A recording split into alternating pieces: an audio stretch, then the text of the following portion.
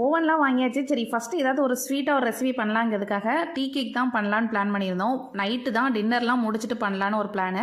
So அதனால் டின்னருக்கு வந்து கொஞ்சம் சிம்பிளாக பண்ணிடலாம். எப்படினாலும் கேக்கை சாப்பிட்டு தானே தூங்குங்கிறதுக்காக கொஞ்சம் சாலட் மாதிரி தான் பிளான் பண்ணியிருந்தேன். கொஞ்சம் லெட்யூஸ், அதுக்கப்புறம் கேரட், குக்கும்பர், இது கூடவே கொஞ்சம் யோகட், கொஞ்சம் ஸ்பைசஸ் மட்டும் போட்டு சிம்பிளாக வந்து ஒரு சாலட் ரெடி பண்ணி எல்லோரும் சாப்பிட்டாச்சு. அதுக்கப்புறம் தான் கேக்குக்கு பிளான் பண்ணேன். ஃபஸ்ட்டு ஓவனை வந்து முதல்ல ஓப்பன் பண்ணுறப்ப ஹை டெம்பரேச்சரில் வச்சு கொஞ்சம் நேரம் செக் பண்ணி எல்லா மோடும் ஆன் பண்ணி செக் பண்ணி பார்க்க சொன்னாங்க. அப்படி நான் பண்ணிட்டு இருக்கப்ப திடீர்னு வந்து பார்த்திங்கன்னா புகை வந்துருச்சு. சரி அதுக்கப்புறம் ஃப்ரெண்டுகிட்டலாம் கேட்டு இது நார்மல் தான் தெரிஞ்சதும் அதுக்கப்புறம் ஓவன்லாம் ப்ரீஹீட் பண்ணிவிட்டு இங்கே வந்து சைடில் டீ கேக் பண்ண ஆரம்பிச்சாச்சு. சிம்பிளாக வந்து ஃபஸ்ட்டு இந்த மாதிரி ப்ராப்பராக பண்ணிகிட்டு இருக்கேன். அவ்வளோ சூப்பராக இருந்துச்சுங்க. பசங்களாம் அவ்வளோ ஹாப்பியாக என்ஜாய் பண்ணாங்க. டாப்பிங்ஸ்க்கு வந்து வேறு எதுவுமே போடல, சும்மா அப்போ இந்த பாதாம் மட்டும் இருக்கிறத மட்டும் போட்டு சிம்பிளாக செஞ்சு பார்க்கலாம் அப்படின்ட்டு செஞ்சு பார்த்தேன்.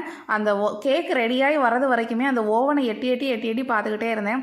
கொஞ்சம் கேக்கு மேலே வந்தது, மேலே வந்துருச்சுடான்னு பசங்களும் அவ்வளோ ஹாப்பியாக ஒவ்வொரு டைமும் வந்து பார்த்துக்கிட்டே போனாங்க. அவ்வளோ சூப்பராக இருந்துச்சு. நான் ஆக்சுவலாக நெக்ஸ்ட் டே வந்து ஸ்கூல்லாம் இருந்துச்சு. அவங்க தூக்கமே அவங்களுக்கு வரல. கேக்கு சாப்பிட்டு தான் தூங்குவேன்னு சொல்லிட்டு ஒரேடியாக இருந்துட்டு இருந்தாங்க. சரி ஓகே சந்தோஷம். கேக்குமே வந்து சூப்பராக வந்துச்சு. ஆறுறது கூட பொறுக்கலாங்க. அவ்வளோ சூப்பராக பசங்களும் அவ்வளோ ஹாப்பியாக என்ஜாய் பண்ணாங்க. ஸோ ரொம்ப திருப்தியாகவும் இருந்துச்சு. ஸோ நெக்ஸ்ட் ஒரு சூப்பரான இன்ட்ரெஸ்டிங்கான ஒரு ரெசிபி வீடியோவில் கண்டிப்பாக மீட் பண்ணுறேன். தேங்க்யூ.